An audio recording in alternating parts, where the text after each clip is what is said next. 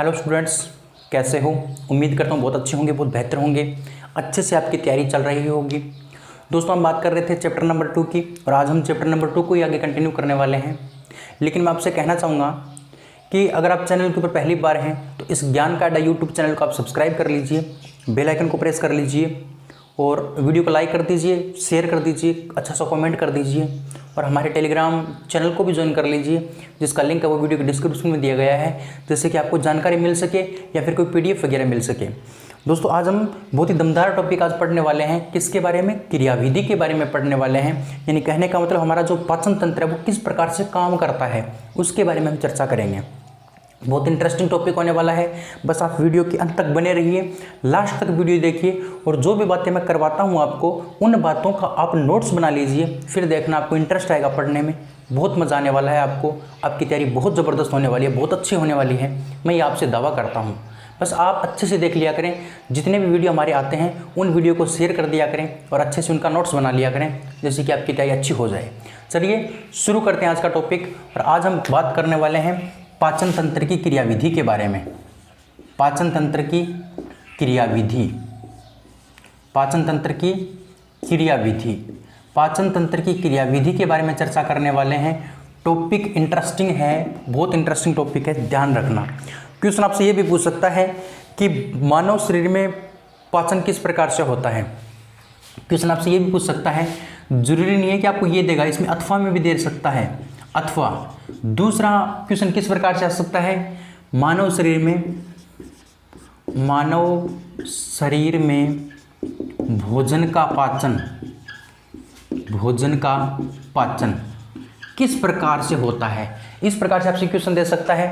Question आपको यह भी दे देगा कि पाचन तंत्र की क्रियाविधि को समझाइए, पाचन तंत्र की क्रियाविधि को समझाइए। ये बात अगर आपको देगा तो भी आपको यही क्रियाविधि लिख के आनी है जो मैं आपको पढ़ाने वाला हूँ। अगर आपको ये दे देगा कि मानव शरीर में भोजन का पाचन किस प्रकार से होता है, अगर ये बात दे देगा तो भी यही बात आपको लिख के आनी है। तो क्वेश्चन आपसे दो प्रकार से पूछ सकता है, आपके ऊपर डिपेंड करता है आप किस प्रकार से समझते हो। चलिए बात करते हैं पाचन की क्रियाविधि की भी। पाचन की क्रियाविधि किस प्रकार से काम करता है भी देखो, आपको पता है पाचन होता कहाँ पर है। पाचन होता है आहार नाल में। कहाँ पर होता है? आहार नाल में होता है। आप सभी को पता है, मैंने पीछे बताया भी था। पाचन कहाँ पर होगा? आहार नाल में होगा। अब आहार नाल के अलग अलग भाग हैं और आहार नाल का जो पहला भाग है उसका नाम है मुख। पहला भाग कौन सा है? मुख। तो हम किसके बारे में चर्चा करेंगे? हम मुख के बारे में चर्चा करेंगे। किसके बारे में चर्चा करेंगे? हमारे माउथ के बारे में चर्चा करेंगे, मुंह के बारे में चर्चा करेंगे। हमारे मुख के अंदर किस प्रकार से भोजन का पाचन होता है वो हमें पढ़ना है। तो देखिए ध्यान से, सबसे पहली बात, एक नंबर बात यही ध्यान रखनी है कि जो भोजन होता है, भोजन के अंतर्ग्रहण की मैंने क्या बताया, जो हमारा भोजन होता है उस भोजन के अंतर्ग्रहण की जो क्रिया है, अंतर्ग्रहण की क्रिया मुख से शुरू होती है। मुख से शुरू होती है, ये पहली बात है मुख की। हमारे मुंह से संबंधित पहली बात आपको ध्यान रखनी है कि भोजन के अंतर्ग्रहण की क्रियाविधि कहाँ से शुरू होती है? मुख से शुरू होती है। अंतर्ग्रहण का मतलब भोजन को अंदर लेना। सबसे पहले हम क्या करते हैं? भोजन को अंदर लेते हैं। और कहाँ से लेते हैं? मुंह से लेते हैं। तो आपसे क्वेश्चन पूछ सकता है कि भोजन के अंतर्ग्रहण की, यानी अंतर्ग्रहण का मतलब अंदर ले जाने की जो क्रिया है वो कहाँ से शुरू होती है बच्चा? वो होती है भोजन की क्रिया, जो अंतर्ग्रहण क्रिया है वो कहाँ से शुरू होती है? मुख से शुरू होती है। कहाँ से शुरू होती है? मुख से शुरू होती है। ये पहली बात आपको ध्यान रखनी है। उसके बाद देखो ध्यान से, मुख के अंदर क्या पाए जाते हैं? दांत पाए जाते हैं। तो दांत क्या करते हैं? जैसे ही भोजन को हम अंदर लेते हैं, अंदर ग्रहण करते हैं, तो वो क्या करेगा? अंदर भोजन जाते हैं उसके ऊपर क्या करेंगे? दांत काम करेंगे। क्या करेंगे? दांत काम करेंगे और दांत उसको क्या कर देंगे? उस भोजन को छोटे छोटे टुकड़ों में तोड़ देंगे। तो यानी क्या किया जाता है? उसके बाद दांतों के द्वारा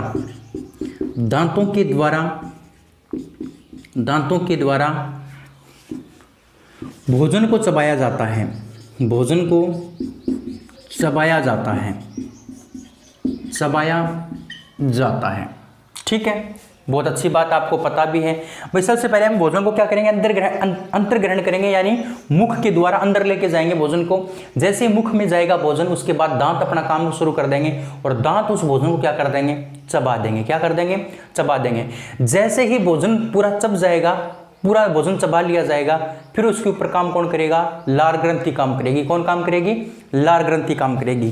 तो ध्यान रखना कि जो मुख है उसके अंदर दांतों के द्वारा भोजन को चबाया जाता है। उसके बाद आपको ध्यान रखना है कि लार ग्रंथि क्या करती है, फिर लार ग्रंथि लार स्रावित करती है। लार ग्रंथि लार स्रावित करती है, स्रावित करती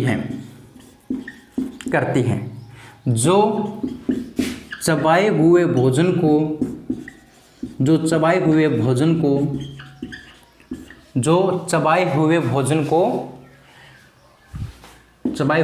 को लसलसा व चिकना बना देती है। लसलसे भोजन को चिकना, लसलसा व चबाई हुए भोजन को लसलसा व चिकना बना देती है। कौन बना देती है भाई, लार बना देती है। कौन बना देती है, लार। समझना है इस बात को। हमारे मुख के अंदर क्या पाई जाती है, लार ग्रंथि पाई जाती है। और लार ग्रंथि क्या करती है, लार को छोड़ती है। क्या छोड़ती है, लार को छोड़ती है। लार ग्रंथि लार को छोड़ती है और वो लार क्या करती है बच्चा, वो लार चबाए हुए भोजन को क्या कर देती है, लसलसा और चिकना बना देती है। क्या बना देती है, लसलसा और चिकना बना देती है। लसलसा बोले तो उसको मतलब उसके अंदर उसको गिल्ला कर देती है। लसलसे का मतलब होता है गिल्ला करना। तो जैसे ही भोजन हमारे दांतों के द्वारा चबाया जाता है तो लार क्या करती है, उसको गिल्ला करती है और उसको चिकना बना देती है। फिर उसको निगलना क्या हो जाता है, आसान हो जाता है। क्या हो जाता है, निगलना आसान हो जाता है। लेकिन ध्यान रखना इसके साथ साथ एक बात आपको और ध्यान रखनी है, हमारी जो लार ग्रंथि होती है, लार ग्रंथि यानी लार जो होती है, लार में क्या पाया जाता है, टाइलिन नाम का एंजाइम पाया जाता है। क्या पाया जाता है, टाइलिन नाम का क्या पाया जाता है, एंजाइम पाया जाता है। तो ध्यान रखना, लार में टाइलिन एंजाइम क्या काम करेगा बच्चा, टाइलिन एंजाइम स्टार्च का मतलब मंड को, स्टार्च यानी मंड को माल्टोज में बदलता है। किस में बदल देता है, माल्टोज में बदलता है। ध्यान रखना किसके अंदर बदलता है, माल्टोज में बदलता है। इतनी सी बात आपको ध्यान रखनी किसके बारे में, इस मुख वाले टॉपिक के बारे में, क्योंकि इतनी ही बात इंपॉर्टेंट है। अब इतनी सी बात है, फिर क्या करता है, फिर भोजन है ना, वो भोजन किसके द्वारा, जीभ के द्वारा। जीभ द्वारा भोजन को कहाँ पहुँचा दिया जाता है, जीभ द्वारा भोजन को गर्सिका में पहुँचा दिया जाता है। कहाँ पहुँचा दिया जाता है, गर्सिका में। भोजन को गर्सिका में पहुँचा दिया जाता है। ये बात आपको ध्यान रखनी है बच्चा, अच्छे से आपको ध्यान रखनी है। मैंने क्या बताया, सबसे पहले एक बार फिर से सुन लो। सबसे पहले मैंने बात बताई है कि हमारा जो मुख होता है वहाँ से क्या होती है, भोजन के अंदर करने की क्रिया शुरू होती है। क्योंकि भाई भोजन को अंदर तो हम मुंह से ही लेंगे, तो मुंह के द्वारा भोजन के अंदर ग्रहण की क्रिया शुरू होती है। उसके बाद जैसे ही भोजन अंदर जाता है तो दांत क्या करते हैं, उस भोजन को चबाते हैं। फिर क्या करती है, लार ग्रंथि लार को छोड़ती है। वो लार क्या करती है, उस भोजन को लसलसा बना देती है और उसको क्या कर देती है, चिकना बना देती है। फिर लार के अंदर एक टाइलिन नाम का एंजाइम पाया जाता है, वो स्टार्च को किसके अंदर बदल देता है, स्टार्च को किस में बदलता है, माल्टोज में बदलता है। किस में बदलता है, स्टार्च को माल्टोज में बदलता है। पाचन होता है यहाँ पर, ध्यान रखना। उसके बाद मैंने क्या बताया, उसके बाद मैंने बताया कि जो जीभ होती है हमारी, उसके बाद मतलब भोजन तो पच गया, पचने के बाद उसको चबा भी लिया गया, उसको लसलसा बना दिया गया। फिर क्या करती है, जीभ क्या करती है, उस भोजन को, उस चबाए हुए भोजन को कहाँ पहुँचा देती है, हमारी गर्सिका में पहुँचा देती है। कहाँ पहुँचा देती है, गर्सिका में पहुँचा देती है। तो यहाँ तक आपको ध्यान रखना था, किसके बारे में, मुख के बारे में। मुख के बारे में इतनी बात आपको ध्यान रखनी थी और इतनी ही बातें आपके एग्जाम में आएंगी, इतनी ही बातें आपसे एग्जाम में पूछी जाएंगी। तो क्वेश्चन पूछ लेगा कि मुख की क्रिया विधि को समझाइए, तो आपको यही बातें लिख के आनी है जिसको आपने लिख लिया होगा अच्छे से। चलिए अब बात करते हैं अगले टॉपिक की। अगला जो टॉपिक है उसका नाम है गर्सिका। अब हम किसके बारे में पढ़ने वाले हैं, अब हम गर्सिका के बारे में पढ़ने वाले हैं। किसके बारे में पढ़ने वाले हैं बच्चा, हम गर्सिका के बारे में पढ़ने वाले हैं। ध्यान से समझना, गर्सिका के बारे में क्या इंपॉर्टेंट बातें हैं वो हम यहाँ पर डिस्कस कर लेते हैं। वो हम यहाँ पर डिस्कस कर लेते हैं। गर्सिका के बारे में क्या इंपॉर्टेंट चीज़ें हैं वो हमें पढ़नी है। देखिए सबसे पहली बात गर्सिका के बारे में, एक नंबर बात आपको ध्यान रखना है, एक ही बात आपको ध्यान रखनी है गर्सिका के बारे में। गर्सिका क्या करती है? गर्सिका के अंदर कोई पाचन क्रिया नहीं होती, कोई पाचन क्रिया नहीं होती है। इसके अंदर कोई पाचन क्रिया नहीं होती है। जिस प्रकार से हमारे मुख के अंदर पाचन होता है टाइलिन एंजाइम के द्वारा, वैसे यहाँ पर कोई पाचन क्रिया नहीं होती। ये सिर्फ और सिर्फ क्या करती है? ये सिर्फ और सिर्फ लसलसे भोजन को आमाशय तक पहुँचाती है। कहाँ तक पहुँचाती है बच्चा? आमाशय तक पहुँचाती है। इतनी सी बात आपको ध्यान रखनी है कि जो लसलसा भोजन है, लसलसा भोजन, उस लसलसे भोजन को कहाँ तक पहुँचाती है? आमाशय तक पहुँचाती है। कौन पहुँचाती है? यही गर्सिका। अब देखो ध्यान से, सबसे पहले भोजन के अंतर ग्रहण की क्रिया स्टार्ट होगी मुख से। मुख के बाद में दांत, मुख के अंदर दांतों के द्वारा भोजन को चबाया गया। लार ग्रंथि ने उसको लसलसा बनाया, चिकना बनाया। लार ने उसके अंदर जो टाइलिन एंजाइम था, उस टाइलिन एंजाइम ने क्या कर दिया? उस भोजन में जो स्टार्च था, उस स्टार्च को किसके अंदर बदल दिया? माल्टोज में बदल दिया। फिर बात आई किसकी? जीभ की। जीभ ने क्या किया? उस लसलसे भोजन को, जीभ ने उस लसलसे भोजन को या फिर चबाए हुए भोजन को क्या कर दिया? अंदर ग्रहण करवा दिया। कहाँ पर? गर्सिका तक। कहाँ तक? गर्सिका तक। फिर बात आई गर्सिका की, तो गर्सिका ने कोई इंपॉर्टेंट काम नहीं किया। गर्सिका ने इतना सा काम किया कि जो लसलसा जो भोजन था, उस लसलसे भोजन को कहाँ तक पहुँचा दिया? आमाशय तक पहुँचा दिया। किसने पहुँचा दिया? गर्सिका ने पहुँचा दिया। किसने पहुँचाया? गर्सिका ने पहुँचाया। कहाँ तक पहुँचाया? आमाशय तक। अब बात आ जाती है कहाँ की? आमाशय की। अब हमारा जो नेक्स्ट पॉइंट होगा वो क्या होगा? आमाशय। अब हम बात करने वाले हैं आमाशय के बारे में। यहाँ तक आपको कोई तकलीफ नहीं है, बहुत अच्छी बात है। अब देखिए नेक्स्ट पॉइंट की बात करते हैं। किसकी बात करते हैं? आमाशय की बात करते हैं। 3 नंबर हेडिंग आप लगा लीजिए, आमाशय। आमाशय समझना, यहीं से इंपॉर्टेंट बातें स्टार्ट होती हैं, आमाशय से ही, और यहीं से आपके क्वेश्चन आने की संभावना बहुत ज़्यादा बढ़ जाती है। सबसे पहली बात ध्यान रखना कि जो आमाशय होता है, आमाशय की अगर आपको बनावट मैंने पढ़ाई थी, तो अगर आपको याद है तो बनावट में मैंने क्या पढ़ाया था कि आमाशय आहार नाल का सबसे चौड़ा भाग है, बताया था ना। तो वो बातें हमें यहाँ नहीं पढ़नी है क्योंकि वो बातें हमने पीछे पढ़ ली हैं। अब हम इन्हें, ये काम किस प्रकार से करता है वही बातें हमें पढ़नी है। तो आमाशय काम किस प्रकार से करेगा?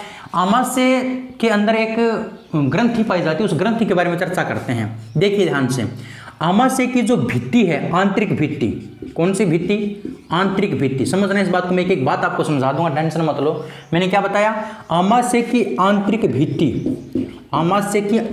भित्ति में जठर ग्रंथियां पाई जाती हैं। क्या पाई जाती हैं? जठर ग्रंथियां पाई जाती हैं। समझना, आंतरिक भित्ति का मतलब क्या होता है? मान लो ये आमाशय इस प्रकार से, ये इस प्रकार से आमाशय हमारा। आंतरिक भित्ति का मतलब ये अंदर की दीवार, ये अंदर की दीवार। इस अंदर की दीवार को हम क्या बोलते हैं? आंतरिक भित्ति बोलते हैं। भित्ति मतलब दीवार, आंतरिक का मतलब अंदर की दीवार। सॉरी, अंदर की जो दीवार होती है उसको हम क्या बोलते हैं? अंदर की दीवार को बोलते हैं आंतरिक भित्ति। और इस आंतरिक भित्ति पर क्या पाई जाती हैं दोस्तों? आंतरिक भित्ति पर ये जठर नाम की ग्रंथियां पाई जाती है। कौन सी ग्रंथियां पाई जाती हैं? जठर ग्रंथियां पाई जाती हैं। कहां पर? आंतरिक भित्ति पर। किसके अंदर? आमाशय के अंदर। इनको बोलते हैं जठर ग्रंथियां। अब ये जठर ग्रंथियां क्या करती हैं? जठर ग्रंथियां एक रस छोड़ती हैं और उस रस को बोलते हैं बच्चा, क्या बोलते हैं? जठर रस बोलते हैं। क्या बोलते हैं उसको? जठर रस बोलते हैं। ध्यान रखना इस बात को। यानी जठर ग्रंथियां जो रस छोड़ती हैं, उस रस को क्या कहा जाता है बाबू? उस रस को कहा जाता है जठर रस। क्या कहा जाता है? जठर रस कहा जाता है। अब जठर रस में क्या क्या पाया जाता है वो भी आपको ध्यान रखना है। मैं आपको एक डायग्राम के द्वारा समझा रहा हूं, आपको थ्योरी के रूप में लिखना है इसको। 10th क्लास में थ्योरी के रूप में कैसे लिखोगे वो मैं आपको बता दूंगा, टेंशन मत लो, अच्छे से पढ़ो बस। तो जो जठर ग्रंथियां हैं वो एक रस छोड़ती हैं, उस रस को बोलते हैं जठर रस। और उस जठर रस के अंदर क्या क्या पाया जाता है दोस्तों? उस जठर रस के अंदर कुछ तो पाए जाते हैं एंजाइम। क्या पाए जाते हैं? कुछ तो एंजाइम पाए जाते हैं। और एंजाइम के साथ साथ में क्या पाया जाता है? HCl पाया जाता है। HCl का मतलब हाइड्रोक्लोरिक अम्ल पाया जाता है। क्या पाया जाता है? हाइड्रोक्लोरिक अम्ल पाया जाता है। हाइड्रोक्लोरिक अम्ल। इस बात को आप समझोगे कि जठर रस जो है, उस जठर रस में क्या क्या पाया जाता है। जठर रस के अंदर एक तो पाया जाता है एंजाइम, एक पाया जाता है HCl। HCl का मतलब होता है हाइड्रोक्लोरिक अम्ल। अब क्वेश्चन आपसे पूछ लेगा एग्जाम वाला कि जठर रस में क्या क्या पाया जाता है, तो जठर रस में एंजाइम प्लस HCl, यानी एंजाइम और HCl दोनों पाए जाते हैं। HCl का मतलब हाइड्रोक्लोरिक अम्ल। अब बात आती है कि इसमें एंजाइम कौन कौन से पाए जाते हैं और उनका काम क्या होता है, और HCl क्या काम करता है, ये बात हमें और पढ़नी है, फिर हमारा आमाशय का टॉपिक कंप्लीट हो जाएगा। आमाशय की अगर आपको क्रियाविधि पढ़नी है तो सिर्फ और सिर्फ आपको जठर ग्रंथि के बारे में पढ़ना पड़ेगा, क्योंकि आमाशय के अंदर जो काम करता है ना, वो कौन करता है, यही जठर ग्रंथि करती है। कौन करती है, जठर ग्रंथि करती है। तो जठर ग्रंथि के बारे में आप अगर पढ़ लोगे तो आपको पूरी बातें याद हो जाएंगी। किसकी, आमाशय की। किसकी बात हो जाएंगी, आमाशय की पूरी बातें याद हो जाएंगी। तो बात करते हैं जठर ग्रंथि की, तो इससे एक रस निकलता है, उसको जठर रस बोलते हैं। और उस जठर रस में क्या पाया जाता है, एंजाइम प्लस HCl पाया जाता है। अब एंजाइम कौन कौन से पाए जाते हैं, ये क्वेश्चन आपसे पूछा जा सकता है। तो एंजाइम की अगर बात करें तो कौन कौन से एंजाइम पाए जाते हैं दोस्तों, एक एंजाइम का नाम तो ध्यान रखना है रेनिन, और एक का नाम ध्यान रखना है पेप्सिन। एक का नाम रेनिन, दूसरे का नाम क्या याद रखना है, पेप्सिन नाम याद रखना है। रेनिन और पेप्सिन, रेनिन और पेप्सिन नाम के दो एंजाइम निकलते हैं। कहां से, जठर रस से। एक का नाम है रेनिन, एक का नाम रेनिन और दूसरे का नाम है बच्चा पेप्सिन। क्या नाम है, पेप्सिन। रेनिन और पेप्सिन। बात करते हैं रेनिन की।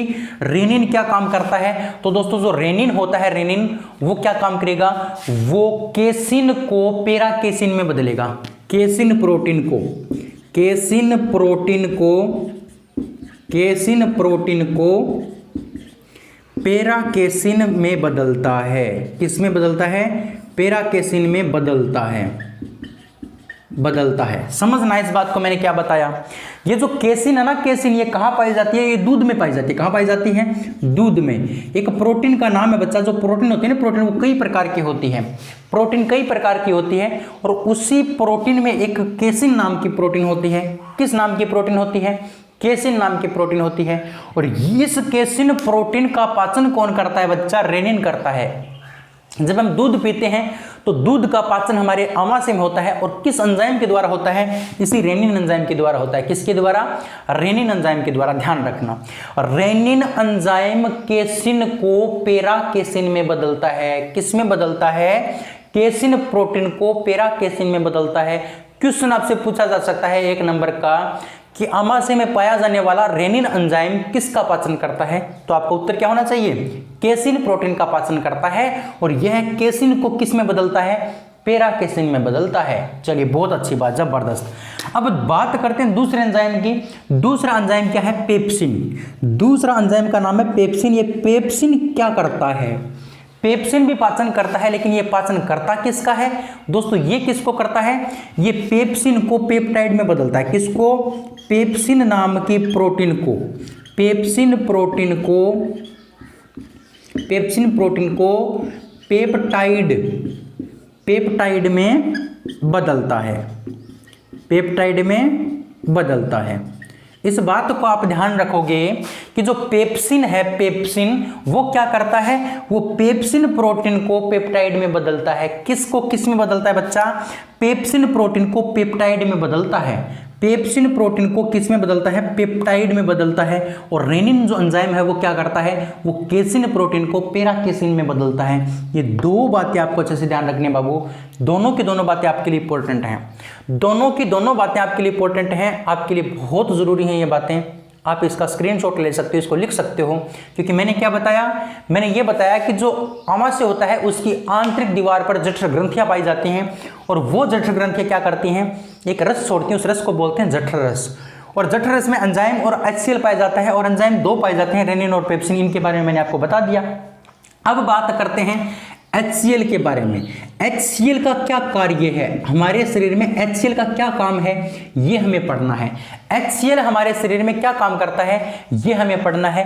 तो ये मैं आपको यहाँ पर बताऊंगा, इसको मिटाना पड़ेगा मेरे को। आपने लिख लिया होगा अच्छे से, अगर नहीं लिखा है तो एक बार वीडियो को पॉज कर लीजिए, बंद कर लीजिए वैसे वीडियो को, और फिर लिख लीजिए, फिर वीडियो को आगे देख लीजिए, ठीक है, बिल्कुल। अब हम बढ़ते हैं आगे, अब हम आगे बढ़ते हैं, नेक्स्ट बात करते हैं किसकी, HCl के बारे में ही बात करते हैं। HCl के बारे में तो जो HCl है, HCl हमारे शरीर में क्या काम करता है वो मैं आपको यहां पर बता रहा हूं। पहला काम दोस्तों, ये क्या काम करेगा, ये भोजन को अम्लीय बनाता है,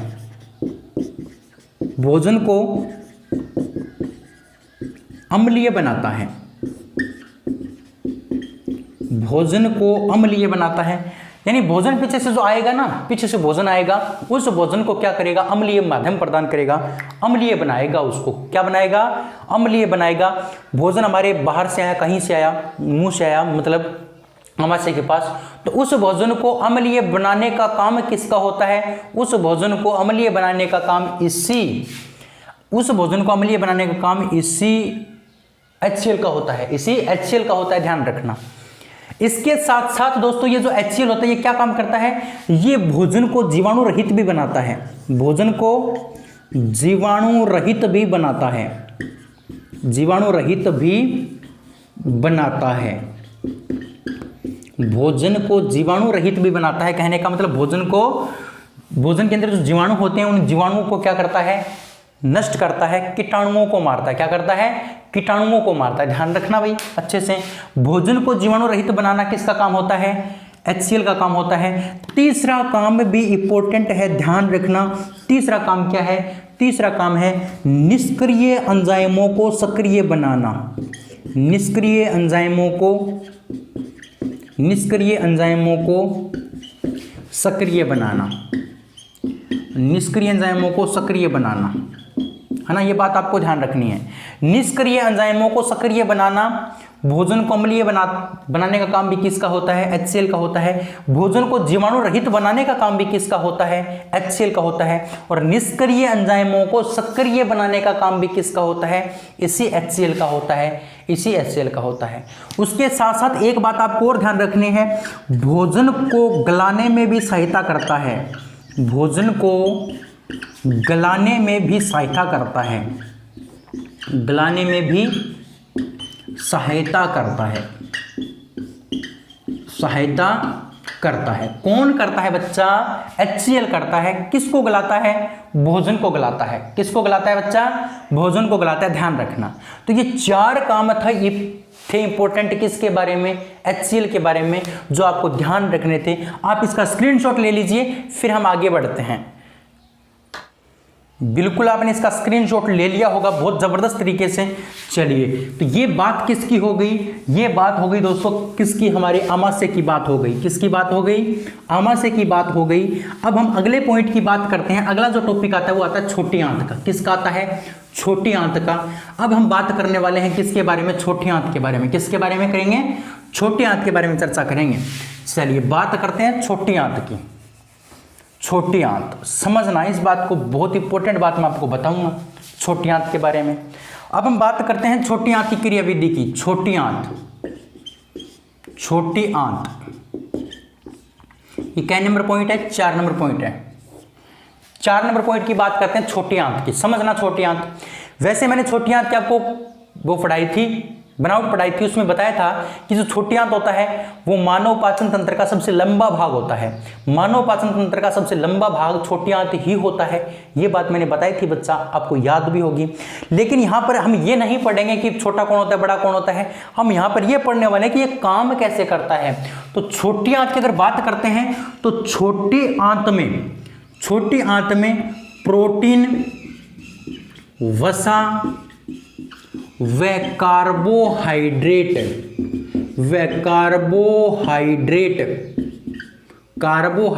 का पूर्ण पाचन होता है। पूर्ण पाचन होता है कहाँ पर, छोटी आंत में। देखिए वैसे कार्बोहाइड्रेट का पाचन पीछे भी होता है, वसा का पाचन भी पीछे होता है, प्रोटीन का पाचन भी पीछे होता है, लेकिन पूर्ण रूप से पाचन कहाँ पर होगा, पूर्ण रूप से पाचन होगा हमारे छोटी आंत के अंदर। कहां पर होगा, छोटी आंत में होगा। क्वेश्चन आपसे 1 नंबर का पूछ सकता है कि हमारी छोटी आंत में पूर्ण पाचन किसका होता है, तो प्रोटीन, वसा और कार्बोहाइड्रेट का पूर्ण पाचन कहां पर होता है, हमारी छोटी आंत में होता है। कहां पर होता है बच्चा, छोटी आंत में होता है बाबू, ध्यान रखना। छोटी आंत में कार्बोहाइड्रेट, वसा और प्रोटीन का पूर्ण पाचन होता है। इसके साथ साथ आपको ध्यान रखना है, छोटी आंत जो होती है ना, छोटी आंत को यकृत के अंदर पाया जाता है पित्ताशय। यकृत के अंदर क्या होता है? पित्ताशय। यकृत के अंदर होता है पित्ताशय, और पित्ताशय में पाई जाती हैं पित्त ग्रंथियां। क्या पाई जाती हैं? पित्त ग्रंथियां पाई जाती हैं। पित्त ग्रंथियां पाई जाती हैं। उन पित्त ग्रंथियों से क्या प्राप्त होता है? पित्तरस प्राप्त होता है। क्या प्राप्त होता है? पित्तरस प्राप्त होता है। ध्यान रखना, मैंने क्या बताया? छोटी आंत को यकृत में स्थित पित्ताशय की पित्त ग्रंथियों से पित्तरस प्राप्त होता है। क्या प्राप्त होता है? पित्तरस इसको प्राप्त होता है। और ये पित्तरस क्या काम करता है दोस्तों? ये पित्तरस वसा का पाचन करता है। किसका पाचन करता है? वसा का पाचन करता है। कहने का मतलब वसा का पाचन करने का काम पित्तरस का होता है। और ये क्या करता है? वसा की बड़ी बड़ी गोलियों को क्या कर देता है? बड़ी गोलियों को छोटी गोलियों में तोड़ता है। बड़ी गोलियों को छोटी गोलियों में तोड़ने का काम किसका होता है बच्चा? पित्तरस का होता है। मैंने आपको इंपॉर्टेंट बताई है, लेकिन सिंपल सी बात एक बता दी मैंने आपको, अगर आपको याद हो गई है तो। मैंने बताया कि छोटी आंत में प्रोटीन, वसा और कार्बोहाइड्रेट का पूर्ण पाचन होता है। बिल्कुल आपके समझ में भी आ गया, अच्छे से आ गया समझ में। लेकिन इसके साथ साथ मैंने आपको एक बात और बता दी बच्चा, अगर आपको याद है तो। मैंने आपको ये बात बता दी कि जो छोटी आंत है, छोटी आंत, इस छोटी आंत को यकृत में स्थित पित्ताशय की पित्त ग्रंथियों से पित्तरस प्राप्त होता है। क्या प्राप्त होता है बच्चा? पित्तरस प्राप्त होता है। और ये पित्तरस वसा का पाचन करता है, और ये पित्तरस वसा की बड़ी बड़ी गोलियों को छोटी छोटी गोलियों में तोड़ने का काम करता है। यहां तक आपको बात समझ में आई होगी, बिल्कुल आ गई साहब।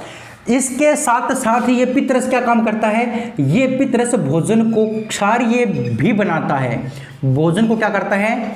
क्षारीय बनाता है। भोजन को क्षारीय माध्यम प्रदान करता है। क्षारीय माध्यम प्रदान करता है। भोजन को क्षारीय माध्यम भी प्रदान करने का काम किसका होता है? इसी पित्तरस का होता है। ध्यान रखना बच्चा, भोजन को क्षारीय माध्यम भी कौन प्रदान करेगा? पित्तरस करेगा। इतनी सी बात आपको पित्तरस के बारे में ध्यान रखनी थी। तो यानी छोटी आंत के बारे में 3-4 पॉइंट बताऊंगा आपको मैं, सभी याद हो जाएंगे, सभी आराम से याद हो जाएंगे। अब देखिए ध्यान से, भाई छोटी आंत थी, छोटी आंत में प्रोटीन, वसा और कार्बोहाइड्रेट का पूर्ण पाचन हो गया। इसके साथ साथ हमने पढ़ लिया कि यकृत क्या करता है? यकृत के अंदर पित्ताशय होता है, और पित्ताशय के अंदर पित्त ग्रंथियां होती हैं, और उन पित्त ग्रंथियों से क्या निकलता है? पित्तरस निकलता है। और वो पित्तरस क्या करता है? छोटी आंत के अंदर जो भोजन होता है ना, छोटी आंत के अंदर भोजन, उस भोजन में से वसा का पाचन कर देता है, और वसा की बड़ी बड़ी गोलियों को क्या कर देता है? छोटी छोटी गोलियों में तोड़ देता है। और भोजन का जो माध्यम है वो भी कैसा बना देता है? क्षारीय बना देता है। कौन? पित्तरस। अब इससे आगे बढ़ते हैं और बात करते हैं किसकी? अगली पॉइंट की। जो छोटी आंत है, छोटी आंत, इस छोटी आंत को अग्न्याशय ग्रंथि से भी प्राप्त होता है कुछ न कुछ। अग्न्याशयी ग्रंथि से, अग्न्याशय ग्रंथि से अग्न्याशयी रस प्राप्त होता है। अग्न्याशयी रस प्राप्त होता है। किसको? छोटी आंत को। छोटी आंत को बाबू, छोटी आंत को अग्न्याशय ग्रंथि से अग्न्याशय रस प्राप्त होता है। और ये अग्न्याशय रस क्या काम करेगा वो भी मैं आपको बताऊंगा। अब देखिए, मान लो छोटी आंत है, इस प्रकार से छोटी आंत है, इस प्रकार से उस छोटी आंत में पित्त रस भी आता है, उस छोटी आंत में अग्न्याशय से अग्न्याशय रस भी आता है, और इसके अंदर से भी रस निकलता है। तीन रस मिलकर के क्या करते हैं? यहाँ पर भोजन का पाचन करते हैं। कितने रस मिलकर के? 3 प्रकार के रस मिलकर के छोटी आंत में भोजन का पाचन करते हैं। पहला रस हमने पढ़ा था पित्त रस, दूसरा रस हम पढ़ रहे हैं अग्न्याशयी रस। कौन सा रस? अग्न्याशयी रस। तो अब हम बात करते हैं अग्न्याशयी रस के बारे में। तो अग्न्याशय जो ग्रंथि होती है, अग्न्याशय ग्रंथि, ये मैंने आपको बताई थी अग्न्याशय ग्रंथि, अगर आपको याद हो तो। अग्न्याशय ग्रंथि से क्या प्राप्त होता है हमें? अग्न्याशयी रस प्राप्त होता है। और ये अग्न्याशयी रस क्या काम करेगा दोस्तों? इसके अंदर क्या पाए जाते हैं? एंजाइम पाए जाते हैं। क्या पाए जाते हैं? एंजाइम पाए जाते हैं। ध्यान रखना, एंजाइम पाए जाते हैं। अब ये कौन कौन से एंजाइम होते हैं ये इंपॉर्टेंट है, कि इस अग्न्याशयी रस में कौन कौन से एंजाइम होते हैं वो इंपॉर्टेंट बात है, और वही आपको बात ध्यान रखनी है। दोस्तों ये जो अग्न्याशयी रस होता है उसमें कौन कौन से एंजाइम पाए जाते हैं? पहले एंजाइम का नाम है ट्रिप्सिन एंजाइम। कौन सा enzyme? Trypsin enzyme. Trypsin enzyme, पहले एंजाइम का नाम है ट्रिप्सिन एंजाइम। अब ट्रिप्सिन एंजाइम क्या करेगा दोस्तों? ट्रिप्सिन एंजाइम जो करता है वो क्या करता है? वो प्रोटीन का पाचन करता है। किसका पाचन करता है? ट्रिप्सिन एंजाइम प्रोटीन का पाचन करता है। किसका पाचन करता है? प्रोटीन का पाचन। प्रोटीन का पाचन। और ये करता क्या है? जो प्रोटीन होती है वो हमारे भोजन में पेप्टोन के रूप में पाई जाती है। किसके रूप में पाई जाती है? पेप्टोन के रूप में। तो उसी पेप्टोन को किस में बदल देता है? पेप्टाइड में बदल देता है। किस में बदल देता है? पेप्टाइड में बदल देता है। ध्यान रखना, मैंने क्या बताया? ट्रिप्सिन एंजाइम जो पाया जाता है किसके अंदर? इस अग्न्याशयी रस के अंदर। वह ट्रिप्सिन एंजाइम क्या करता है? प्रोटीन का पाचन करता है। किसका पाचन करता है बच्चा? प्रोटीन का पाचन करता है। और वो क्या करता है? पेप्टोन को पेप्टाइड में बदल देता है। क्योंकि जो भोजन के अंदर जो प्रोटीन होता है वो किसके रूप में होता है? वो प्रोटीन होता है, वो पेप्टोन के रूप में होता है। किसके रूप में होता है? पेप्टोन के रूप में। और उस पेप्टोन को पेप्टाइड में बदल देता है। कौन बदल देता है? यही ट्रिप्सिन एंजाइम बदल देता है। कौन बदल देता है? ट्रिप्सिन एंजाइम बदल देता है। ये बात आपको ध्यान रखनी है बच्चा। ट्रिप्सिन एंजाइम प्रोटीन का पाचन करता है और ये पेप्टोन को किसके अंदर बदलता है? पेप्टाइड में बदलता है। अगले की बात करते हैं। अगला जो है एंजाइम उसका नाम है लाइपेज एंजाइम। कौन सा एंजाइम? Lipase enzyme. अब हम बात करते हैं लाइपेज एंजाइम के बारे में। तो लाइपेज एंजाइम क्या करता है? लाइपेज एंजाइम वसा का पाचन करता है। और ये वसा को किसके अंदर बदलता है? ये इंपॉर्टेंट बात है। लाइपेज एंजाइम वसा का पाचन करता है और ये वसा को वसीय अम्ल और मोनोग्लिसराइड में बदल देता है। किस में बदल देता है? वसीय अम्ल व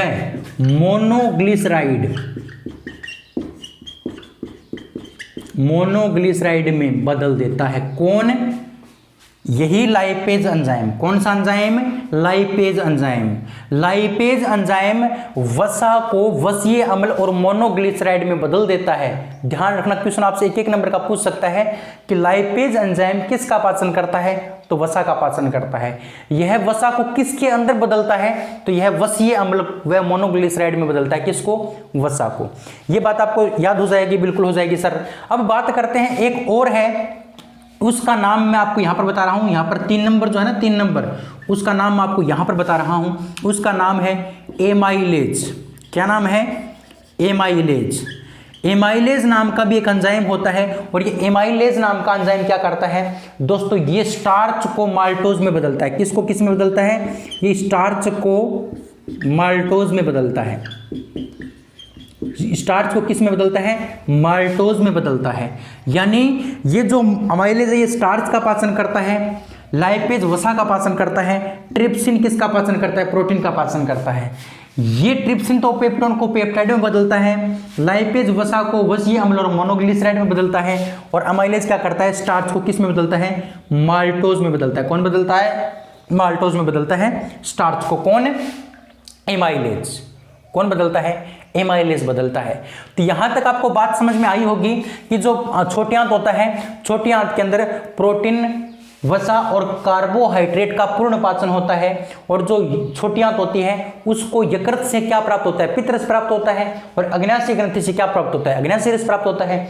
इसमें सिर्फ यकृत में सिर्फ पित्त रस के बारे में पढ़ना है और क्या काम करता है। और इस अग्न्याशयी ग्रंथि के बारे में आपको अग्न्याशयी रस के बारे में पढ़ना है। और इसमें कौन कौन से एंजाइम पाए जाते हैं? 3 एंजाइम आपको ध्यान रखने हैं। किसके अंदर?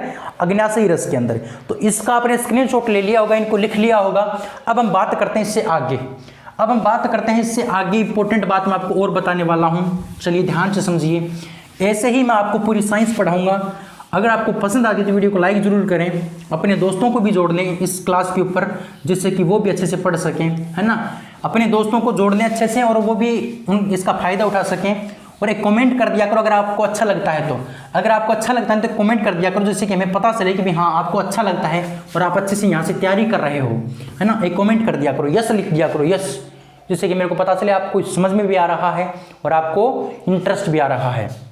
हम बात कर रहे थे छोटी आंत के बारे में। छोटी आंत के बारे में इससे आगे चर्चा करते, ध्यान से समझना। छोटी आंत के बारे में इससे आगे चर्चा करते हैं, ध्यान से समझना।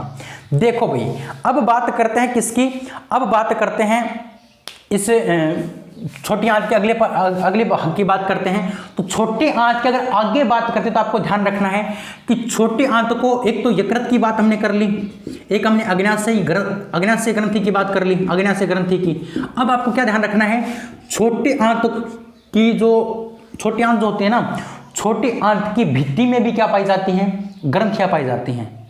यानी आंतरिक भित्ति से भी